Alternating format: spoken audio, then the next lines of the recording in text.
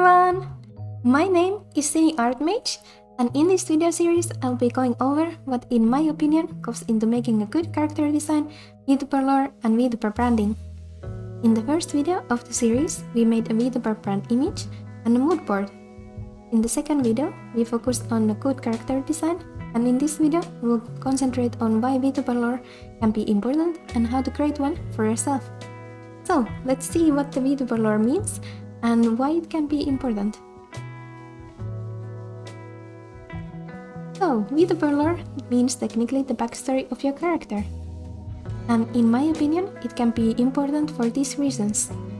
Firstly, it can help to generate hype, since people are usually interested in stories. Secondly, hype helps to bring more people into your channel. Thirdly, the bigger audience can help to boost merch sales, which usually means that you get higher income as a Vtuber.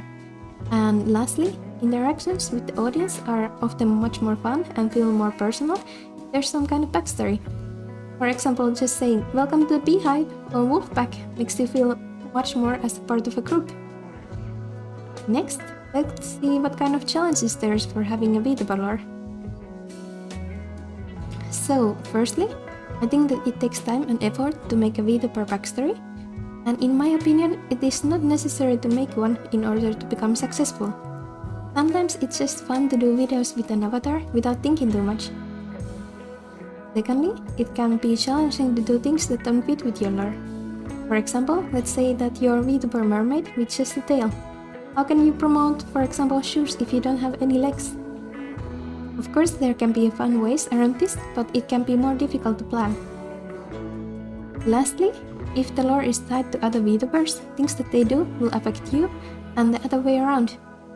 For example, if there's a Vtuber duo who always do things together, and suddenly one wants to quit, it can be very hard for the other one to continue doing similar type of content that the audience is used to. And this is why lore can be sometimes challenging. Next, let's see how we can make a Vtuber lore. I think that there's some differences depending if you're an individual Vtuber or part of a group.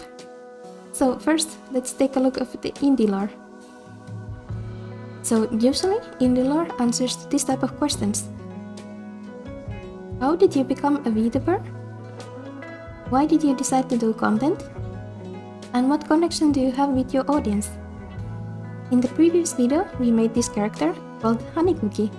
Let's make a lore based on these questions and her brand image. So, maybe originally she was just a normal bee, and one day she accidentally fell into a magical potion and suddenly woke up as a half human, half bee character. And in the human world, she loved baking cookies and she began to make videos about her hobby. Her fans are called Little Bees, and they are now part of her online family. So let's see what kind of benefits she has for having a lore. So I think that the lore can help make more content ideas. Maybe she can do some cookies based on the magical potion or something. Next, I think that lore can help to make more fun audience interactions. Maybe her fans can make fun memes or things about her backstory. Next, let's take a look of the group lore. So I think that usually group lore answers to this type of questions. How did your group become Vtubers? What connection do you have with the other Vtubers in your group? Why you decided to do content? And what connection do you have with your audience? So let's see how our Vtuber became part of a group lore. So maybe besides our honeybee, there were multiple other insects that accidentally flew into the magical potion. They all became half insects and half human characters.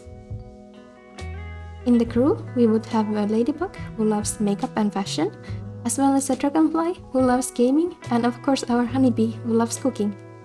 Together, they decided to make content in the internet. Next, let's see what kind of benefits there is for belonging into a group and having a common backstory. So firstly, I think that belonging into a group can help to create more content and collaboration ideas. For example, how to combine cooking, makeup and gaming in an interesting way. Secondly, they can promote each other's videos which helps to get more views. Also, since each member of the group is specialized in certain niche, they have more skills that they can use in their videos. Thirdly, the fan base can make again some fun memes about their backstory. And lastly, it is much more cheaper to create advertisement for groups than it is for individuals. And I think that this is the reason why Vtuber companies have usually Vtubers in groups and generations. So let's move into the final thoughts.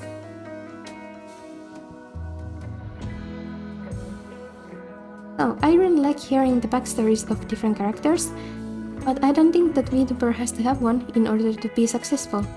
What do you think about Vtuber lore? I would like to hear if your character has any backstory. Thank you for watching this video. See you soon! Bye!